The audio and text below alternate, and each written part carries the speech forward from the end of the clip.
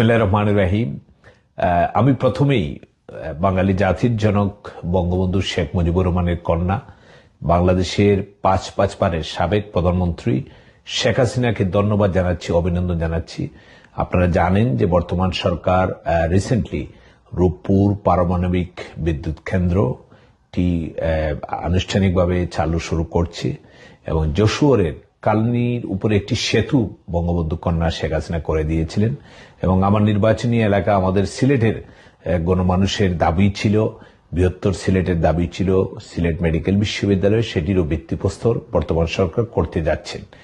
এই যে উন্নয়নগুলো যেগুলো গত 17 বছরে শেখ হাসিনার সরকার করেছিল, সেগুলো বর্তমান সরকার উদ্বোধনের মাধ্যমে জাতি যে এখন ক্রান্তি লগ্নে, জাতির যে দুঃসময়, সমগ্র জাতি বিদ্যুৎ সেক্টর এবং বিশেষ করে আমাদের তেলের যে ক্রাইসিস, সেই ক্রাইসিসের সময় এই শেখ হাসিনার সরকারের দেওয়া উন্নয়নগুলোই বর্তমান সরকার উদ্বোধন করতে যাচ্ছেন। আপনারা জানেন যে রূপপুর পারমাণবিক বিদ্যুৎ কেন্দ্র এবং বাংলাদেশের উন্নয়ন নিয়ে অনেক কথা বলেছেন 5ই আগস্টের পরে।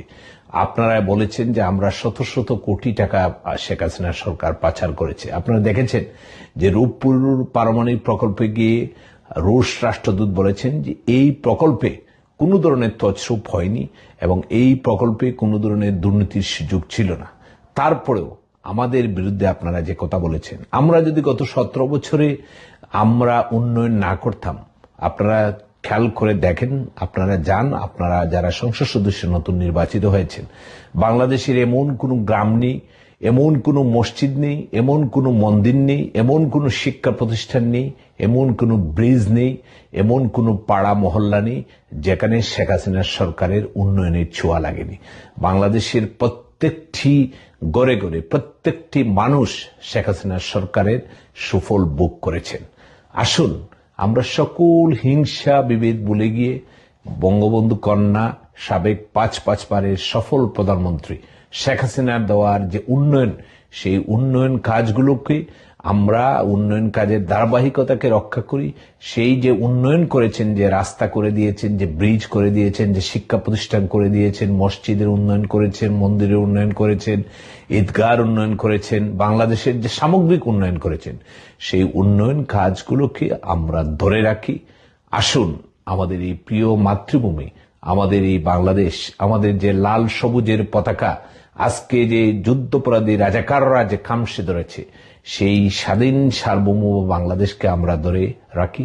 মার্কিন চুক্তির মাধ্যমে যে বাংলাদেশকে বিক্রি করে দেওয়ার ইউনূস সরকার ষড়যন্ত্র করেছিল এবং ইউনূস সরকার যে চুক্তিটি করেছিল, আজকে আমি ধন্যবাদ জানাই রুমিন ফারহানা সেটি সংসদে বলেছেন, সেই চুক্তিটি প্রকাশ করার জন্য, সেই চুক্তির মাধ্যমে যে দাসত্বের জলাঞ্জলি দেওয়া হয়েছে, সেটি থেকে আমরা উত্তরণ হই।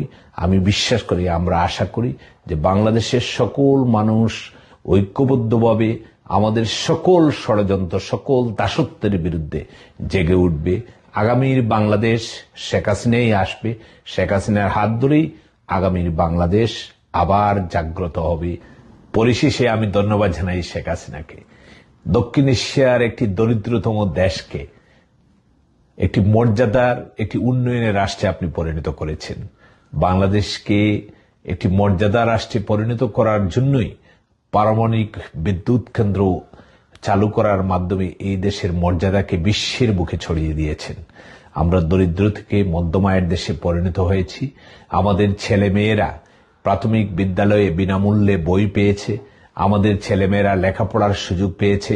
আমরা গ্রামের মেঠোপথ ধরে আমরা পাকা রাস্তা দিয়ে হেঁটেছি। যখন আমরা ছোট ছিলাম, আমরা স্কুলে যেতাম কাঁচা রাস্তা দিয়ে, সেটিকে আপনি পাকা রাস্তায় করেছেন। আমাদের পদ্মা সেতু, মেট্রো রেল দেখে আমাদের তরুণরা আফসোস করে যে আহারে আমরা যদি ফিরে যেতাম সেই শেখ হাসিনার আমলে। আসুন আমরা ঐক্যবদ্ধ হই, শেখ হাসিনার উন্নয়নের বার্তা ছড়িয়ে দেই মানুষের মাঝে, জনগণের মাঝে। জয় বাংলা, জয় বঙ্গবন্ধু।